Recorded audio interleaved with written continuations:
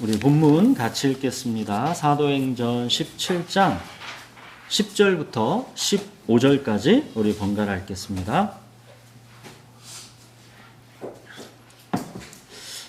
밤에 형제들이 곧 바울과 실라를 베레아로 보내니 그들이 이르러 유대인의 회당에 들어가니라. 베레아에 있는 사람들은 데살로니가에 있는 사람들보다 더 너그러워서 간절한 마음으로 말씀을 받고 이것이 그러한가 하여 날마다 성경을 상고함으로 그 중에 믿는 사람이 많고 또 헬라의 귀부인과 남자가 적지 아니하나 데살로니가에 있는 유대인들은 바울이 하나님의 말씀을 베레아에 두고 전하는 줄 알고 거기로 가서 무리를 움직여 소동하게 하거늘 형제들이 곧 바울을 내보내어 바다까지 가게 하되 실라와 디모데는 아직 거기 머물더라. 바울을 인도하는 사람들이 그를 데리고 아덴까지 이르러 그에게서 실라와 디모데를 자기에게로 속히 오게 하라는 명령을 받고 떠나는다.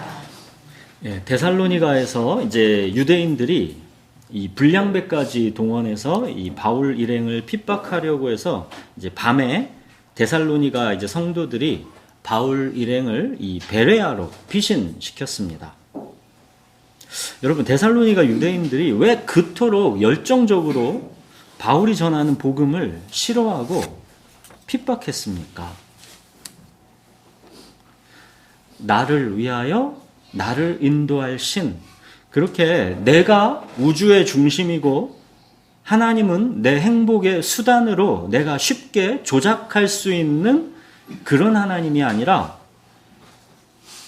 불과 몇 년 전에 유대 땅에서 실제로 죽으시고 부활하신 그 예수가 바로 그리스도시요 살아계신 하나님의 아들이시다라고 전했기 때문에 바울을 계속 박해하고 이렇게 쫓겨다녀야 했던 것이죠. 사랑하는 여러분, 주는 그리스도시요 살아계신 하나님의 아들이시니이다. 이 복음은 결코 미지근한 소식일 수가 없습니다. 차든지 뜨겁든지 둘 중 하나가 복음에 대한 정상적인 반응인 것입니다. 예수님이 라오디게아 교회를 책망하시면서 이렇게 말씀하셨죠. 네가 차지도 아니하고 뜨겁지도 아니하도다. 네가 차든지 뜨겁든지 하기를 원하노라. 네가 이같이 미지근하여 뜨겁지도 아니하고 차지도 아니하니 내 입에서 너를 토하여 버리리라. 데살로니가에서도 보십시오. 야손과 성도들은 예수 그리스도를 나의 주님, 나의 하나님으로 그들 마음에 맞아들였습니다. 그 결과 그들은 고난을 당했지요. 그렇지만 그럼에도 불구하고 그들은 많은 환난 가운데서도 성령의 기쁨으로 뜨겁게 말씀을 받았습니다. 자, 그런가 하면 또 한편에서는 불량배까지 동원해서 바울 일행을 핍박할 만큼 복음에 차갑게 반응하는 사람들도 있었던 것이죠. 이처럼 뜨겁든지 차갑든지입니다. 자, 목숨을 위협할 정도로 그 핍박이 이제 거셌기 때문에 밤에 데살로니가의 성도들이 바울 일행을 베레아로 피신시켰습니다. 여러분, 이 베레아는 당초 이 바울의 선교 계획에는 없던 도시입니다. 바울과 실라가 이 당초의 계획대로 데살로니가를 이어서 그 다음에는 베레아로 이제 들어간 것이 아니라 박해를 피해서 밤에 할 수 없이 이제 베레아로 보내지는 것입니다. 그러나 당초 계획이 없이 이 박해를 피해서 어쩔 수 없이 가게 된 이곳 베레아 사람들이 얼마나 하나님께서 기뻐하시고 사랑하시는 사람들인지를 우리는 오늘 본문에서 보게 될 것입니다. 자, 우선 10절 보십시오. 밤에 데살로니가 형제들이 불량배들을 피해서 이제 바울과 실라를 그나마 이제 안전하다고 생각한 베레아로 보낸 것입니다. 베레아는 데살로니가에서 한 80km 그 정도 떨어진 그런 곳입니다. 이 데살로니가 유대인들의 이 박해가 바울을 당초 계획이 없던 베레아로 보낸 것입니다. 박해자들은 지금 박해자의 일을 하고 있는 것이고, 그 박해를 통해서 하나님은 당초 이미 계획하신 하나님의 일을 또 하시는 것입니다. 예전에 유대 종교 지도자들이 온갖 모략과 술수로 예수님을 십자가에 못 박았지만, 하나님은 그 일을 통해서 당초 계획하신 하나님의 일을 한치의 오차도 없이 하신 것과 똑같은 것입니다. 스데반 순교 이후에 박해를 피해서 예루살렘의 성도들이 온 땅으로 흩어졌지만, 그 결과 복음이 이렇게 온 땅으로 전파되고 있는 것과 마찬가지입니다. 사람이 악한 동기로 자기의 일을 계획하고 실행하지만, 하나님은 거기서도 하나님의 계획을 한치의 오차도 없이 성취하십니다. 이것이 바로 하나님의 역동적 주권입니다. 여러분 보십시오. 사람들의 이런 적극적인 반역과 죄악 속에서도 하나님은 당신의 계획을 차질 없이 성취하시는데, 하물며 당신의 사랑하는 자녀들의 삶의 모든 연약함과 실패까지도 다 합력해서 선을 이루게 하시지 않겠습니까? 하나님의 역동적 주권을 믿으십시오. 자, 이제 바울과 실라는 이렇게 자기들의 당초 계획에는 없었지만 하나님의 계획 속에는 이미 있었던 그 베레아에 이제 도착했고, 거기서도 그들이 가장 먼저 한 거는 늘상 그런 것처럼 유대인의 회당에 들어간 것입니다. 바울의 선교 요점은 언제나 유대인의 회당이 중심입니다.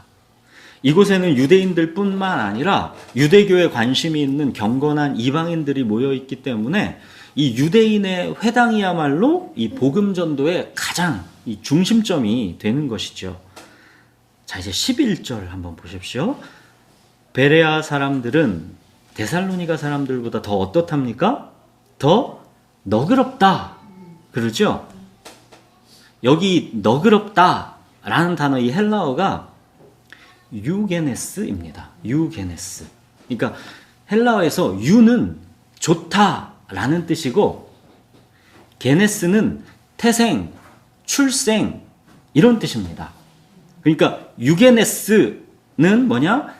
태생이 좋다, 출생이 좋다 이런 뜻입니다.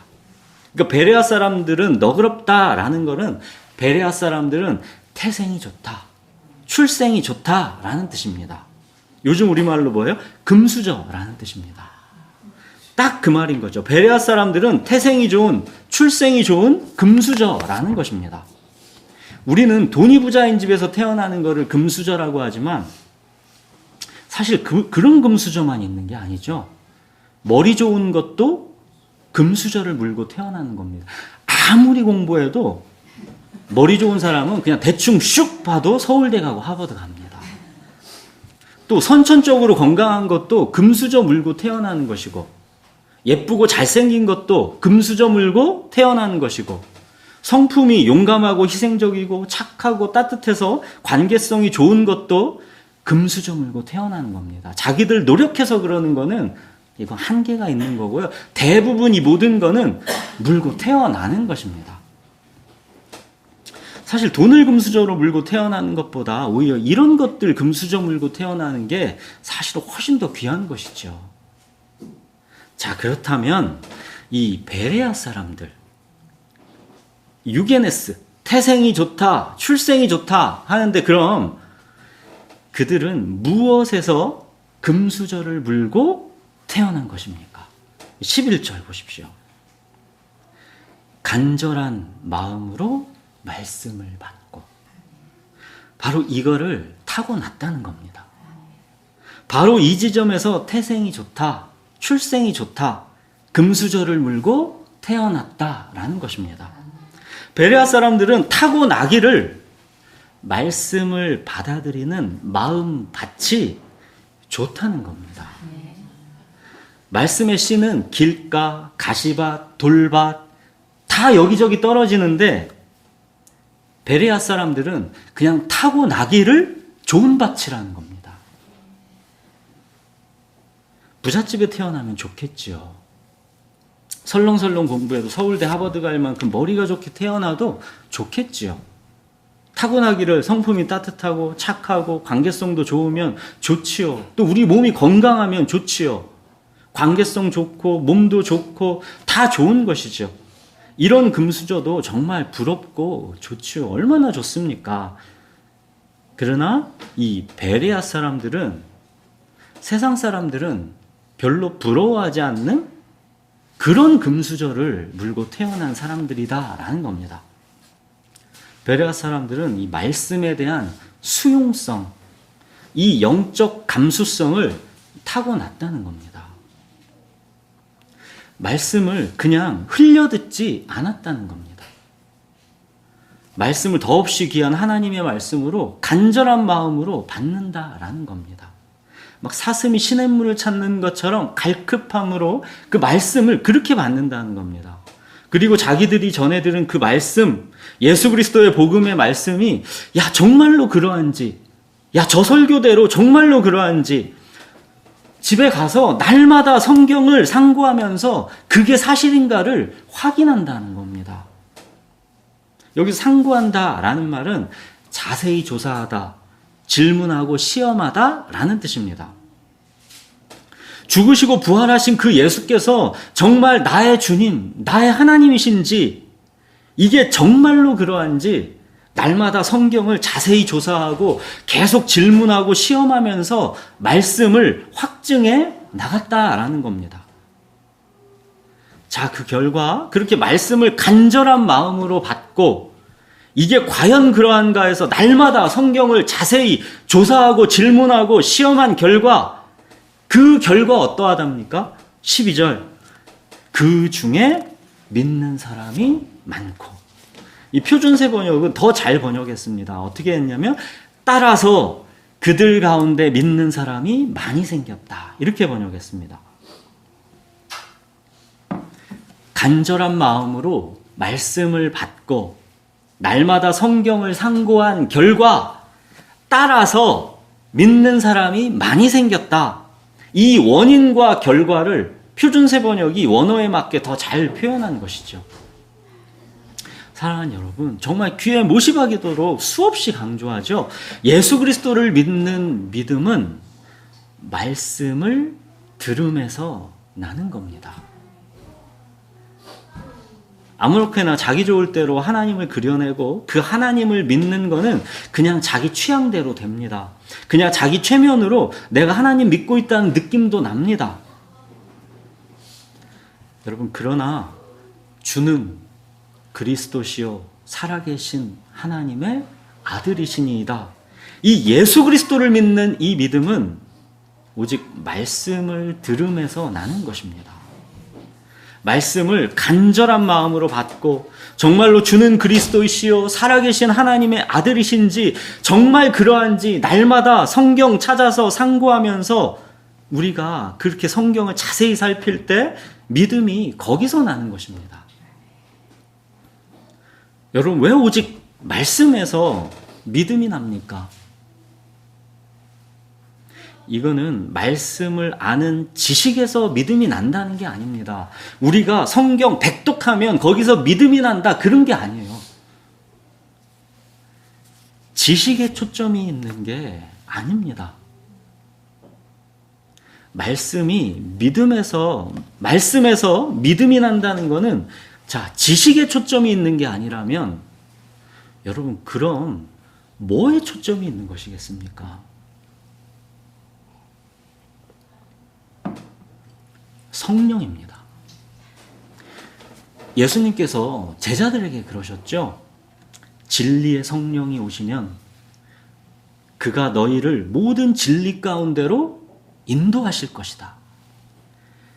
그가 나를 증언하실 것이고 그가 내 영광을 나타낼 것이다. 여러분, 성령께서 예수님을 증언하신다는 것, 성령께서 예수님의 영광을 나타내신다는 것, 이거는 성령께서 말씀을 통해서 예수 그리스도를 우리 안에서 나타내신다라는 것입니다. 말씀은 곧 예수님이기 때문입니다.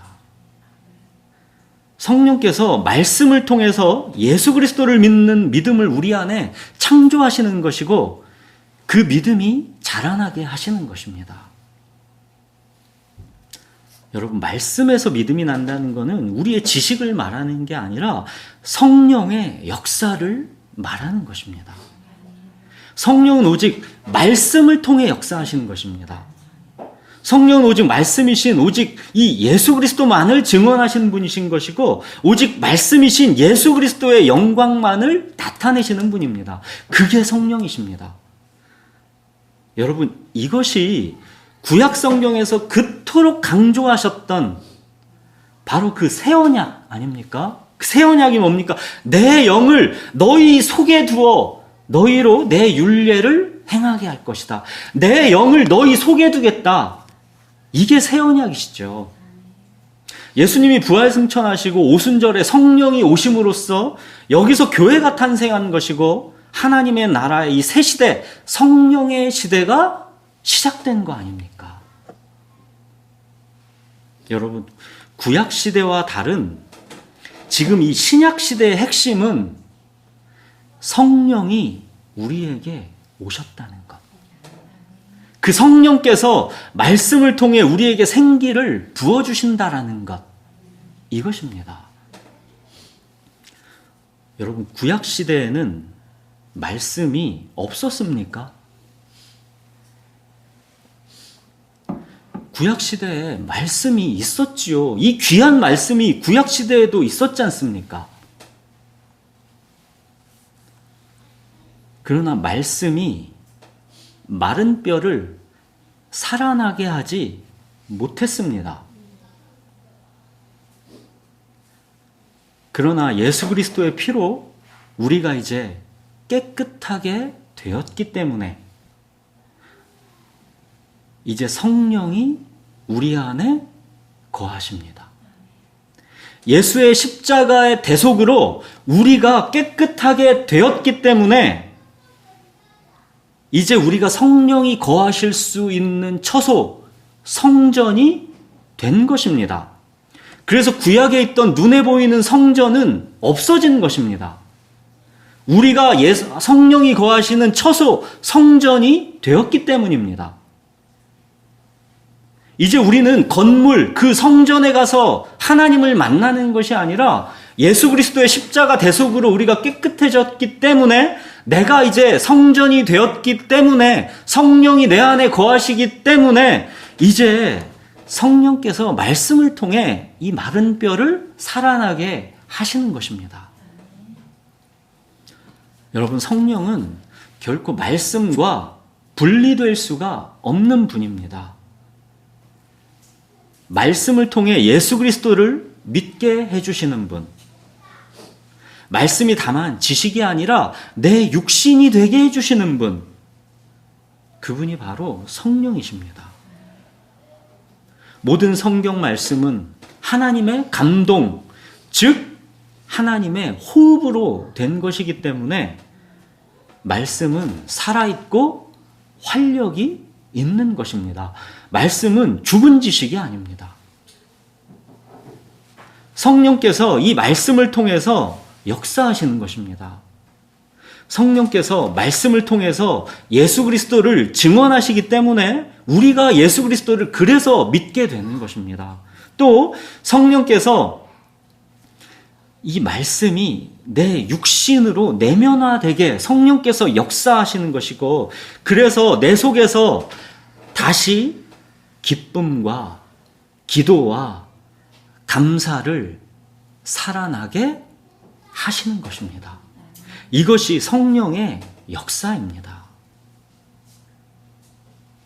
사랑하는 여러분, 이 베레아 사람들의 이 말씀에 대한 수용력, 이 영적 감수성, 이거 금수저로 물고 태어난다라는 거, 이게 얼마나 정말 복된 것입니까? 여러분이 이 금수저를 물고 태어나셨으면, 여러분 그러면 다른 금수저랑 비교하지 마십시오. 세상에 이거만한 금수저는 없는 것입니다. 여러분 그렇다면 이런 질문이 생기지 않겠습니까? 부잣집에 태어나지 않은 것도 억울하고, 건강한 몸으로 타고나지 않은 것도 억울하고, 머리 좋고 성품 좋은 그렇게 타고나지 않아서 그런 것도 억울한데, 이 말씀에 대한 수용력, 이 영적 감수성마저도 타고나는 것이다 하면, 하나님이 이렇게까지 하시면 하나님 이거 정말 너무 불공평한 거 아닙니까? 그럴 수 있잖아요. 여러분 근데 예수님이 뭐라고 하셨습니까? 가난한 자가 복이 있다 하셨죠. 세상의 금수저 그런 거 물고 태어나지 못한 가난한 자, 부자도 아니고 건강하지도 않고 머리가 좋은 것도 아니고 성품이 좋은 것도 아니라 관계에서도 매번 문제가 있고 그런 가난한 자가 복이 있다 하셨습니다. 가만히 보면 가난한 자, 뭔가 치명적인 결핍이 있는 자, 그들이 말씀에 대한 수용력이 좋고 영적 감수성이 좋습니다. 여러분 부자들은 마음이 부자이건 물질이 부자이건 내 힘으로 충분히 살아갈 수 있다고 생각하는 부자들은 말씀에 대한 수용력이 좋지를 못합니다. 말씀 없이도 충분히 내 힘으로 살아갈 수 있기 때문에 갈급할 이유가 없는 것이죠. 여러분 세상 사람들은 말씀에 대한 수용력, 영적 감수성, 이 금수저 전혀 부러워하지 않습니다. 그러니까 하나님 불공평하다고 할 것도 없는 것이죠. 여러분 세상 참 공평한 게 이 금수저가 가난한 자의 것이다 라는 것입니다. 예수님은 가난한 자가 복이 있나니 천국이 저희 것이다 하셨습니다. 나는 죄인을 부르러 온 것이지 의인을 부르러 온 것이 아니다 하셨습니다. 의사는 병든 자에게라야 쓸데있는 것이지 건강한 자에게는 의사가 쓸데없다 하셨습니다. 말씀에 대한 수용력, 영적 감수성, 이 금수저는 가난한 자, 병든 자, 죄인, 그들의 것입니다. 바울도 고린도전서에서 이런 말을 하죠. 형제들아, 너희를 부르심을 보라. 육체를 따라 지혜로운 자가 많지 아니하며 능한 자가 많지 아니하며 문벌 좋은 자가 많지 아니하도다. 그러나 하나님께서 세상에 미련한 것들을 택하사 지혜 있는 자들을 부끄럽게 하려 하시려고 세상에 약한 것들을 택하사 강한 것들을 부끄럽게 하시며, 하나님께서 세상에 천한 것들과 멸시받는 것들과 없는 것들을 택하사 있는 것들을 폐하려 하시나니 이는 아무 육체도 하나님 앞에서 자랑하지 못하게 하려 하심이라. 이게 무슨 말이에요? 하나님의 택하심과 부르심을 받은 너희를 봐라. 고린도 교회 너희들 성도들아, 너희가 머리가 좋냐? 너희가 재능이 많냐? 아니면 너네가 문벌, 가문이 좋냐? 너희들 대부분 흙수저 아니냐? 너희가 그런 세상의 금수저들이 아니라, 그래서 오히려 지금 이렇게 주님 안에 있는 믿음의 금수저들 아니냐라는 것입니다. 사랑하는 여러분, 우리가 주는 그리스도시요 살아계신 하나님의 아들이시니이다.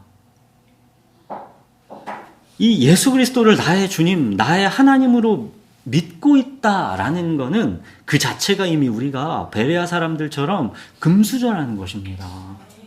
여러분, 예수님이 나의 주님, 나의 하나님으로 믿어지는 것은 기적입니다.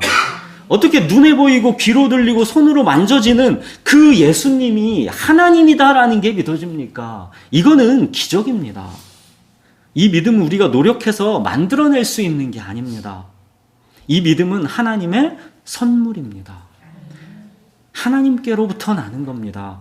그래서 너희는 그 은혜를 인하여 믿음으로 말미암아 구원을 받았으니 이거는 너희에게서 난 것이 아니라 하나님의 선물이다 그러잖아요. 여기서 선물이라는 건 믿음을 말하는 겁니다. 여러분, 이 믿음이라는 금수저는 하나님께서 우리에게 물려주신 선물인 것이지 우리 노력으로 난 게 아닙니다. 아무리 애써도 아무리 달려도 다른 박질해도 이 믿음은 우리 노력으로 절대 생기지 않습니다. 유게네스, 출생이 좋은, 태생이 좋은 이 하나님으로부터 이 믿음의 금수저를 물고 태어난 거, 이게 얼마나 된 것입니까? 여러분, 다른 금수저 자랑하고 부러워할 게 아니라 이 믿음의 금수저를 감사하시고 자랑하십시오. 사람들은 이 믿음의 금수저를 그렇게 귀하게 여기지 않습니다. 뭐 있으면 좋고 뭐 없으면 그만인 그런 거라고 교회 다니는 사람들도 더러 생각할 수 있습니다. 구하고 찾지도 않습니다. 구하고 찾으면 주신다 하는데도 구하고 찾지를 않습니다. 이 믿음의 금수저는 밭에 감추어져 있어서 그게 보화처럼 보이지를 않기 때문입니다. 그러나 여러분은 이 믿음의 금수저를 귀하게 여기시고 감사하십시오. 이거는 밭에 감추인 보화입니다. 간절한 마음으로 말씀을 받고 이게 그러한가 하여 날마다 성경을 상고할 때 성령께서 말씀을 통해서 이제 역사하셔서 예수 그리스도 그 보화를 우리에게 이제 맛보고 누리게 해주시는 겁니다.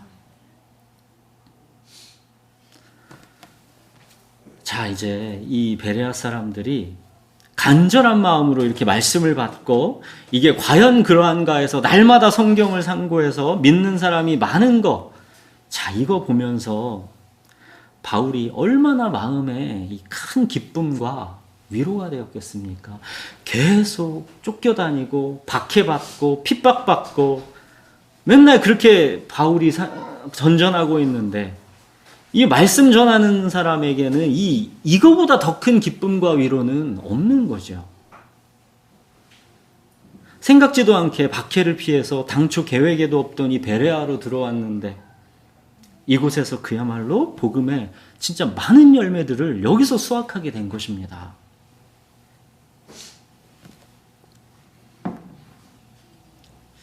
여러분, 오늘은 우리가 이 유게네스, 이 태생이 좋은 사람들, 출생이 좋은 사람들, 이 베레아 사람들에 대해서 우리가 같이 살펴봤습니다. 이 간절한 마음으로 말씀을 받고 이게 그러한가 해서 날마다 성경을 상고하는 이 베레아 사람들. 여러분, 우리가 그렇게 이 베레아 사람들처럼 간절한 마음으로 그렇게 말씀을 받고 또 날마다 이 성경을 상고할 때 우리 마음이 또한 베레아 사람들처럼 너그러워집니다.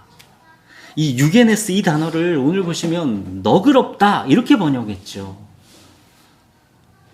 간절한 마음으로 말씀을 받고 날마다 성경을 상고하면 주는 나의 목자시니 내게 부족함이 없도다.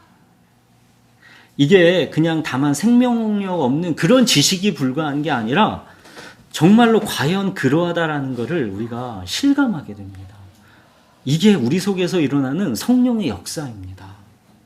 그때 이제 우리는 우리 모든 삶이 이 하나님의 역동적 주권 안에 있다라는 것을 우리가 이제 신뢰하게 되는 겁니다. 주는 나의 목자시니 내게 부족함이 없도다. 이게 내 마음에 꽉 차는 거예요.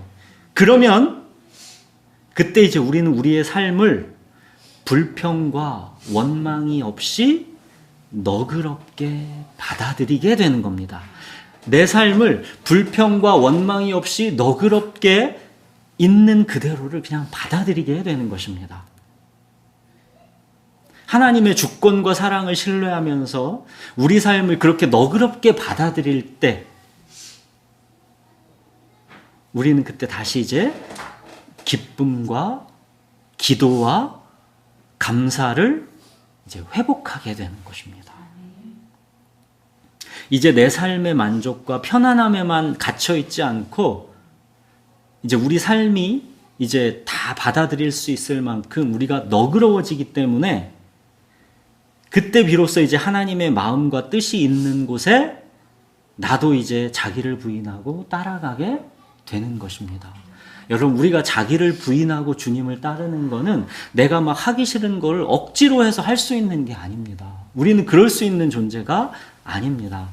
그냥 주님 한 분만으로 내가 꽉 차서 주님이 나의 목자시라 나는 정말 부족함이 없다라는 것, 그래서 내 삶이 그냥 너그럽게 다 받아들여지게 되는 것, 그래서 이제 자기를 부인하고 주님을 따라갈 수 있는 그 너그러운 마음이 우리가 생기는 것이죠. 이게 바로 말씀을 통해서 성령께서 우리 안에서 행하시는 성령의 역사입니다. 성령이 바로 이 일을 우리 안에서 행하시는 것입니다. 이게 뭐예요? 내 영을 너희 속에 두어 내 율례를 행하게 할 것이다.